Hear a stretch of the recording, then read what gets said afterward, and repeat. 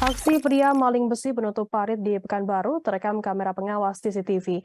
Terlihat pelaku tetap santai melancarkan aksinya meski warga lalu lalang di jalanan tempat ia melakukan pencurian. Pelaku sendiri berinisial DP alias Dedi, 36 tahun, warga Jalan Pandan, Gang Pandan 3, Kelurahan Tanggerang Utara, Kecamatan Bukit Raya. Informasi lebih lengkapnya akan disampaikan oleh rekan jurnalis kami dari Tribun Pekanbaru. Ada Rizky Armanda yang akan melaporkannya. Silakan rekan Rizky. Ya, baik. Terima kasih, Firda.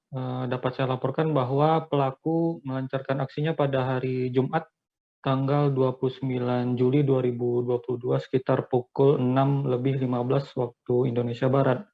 Dan pelaku datang sendiri ke lokasi, kemudian ia mendatangi pekarangan rumah warga bernama Abdullah Thoib dan mengambil besi penutup parit itu dengan cara menarik paksa besi tersebut hingga terlepas. Dan pelaku kemudian membawa besi itu dan menjualnya ke tukang loak. Dan berdasarkan keterangan dari Kanit Reskrim Polsek Bukit Raya, Ibtu Dodi Vivino, bahwa korban mendapati besi penutup parit di depan rumahnya sudah hilang dan mencoba mengecek pada kamera CCTV yang ada di rumahnya tersebut.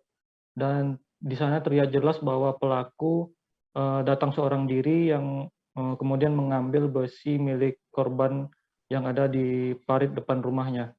Dan berkat analisa dari CCTV tersebut, kemudian tim opsional dari unit reskrim Polsek Bukit Raya bergerak untuk menangkap pelaku 1 hari setelah pelaku melancarkan aksinya, yakni pada hari Sabtu tanggal 30 Juli 2022.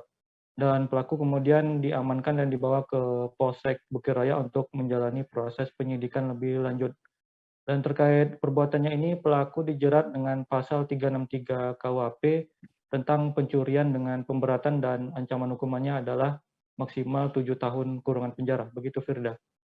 Ya, baik. Terima kasih rekan jurnalis dari Tribun Pekanbaru, Rizky Armanda atas laporannya. Selamat bertugas kembali.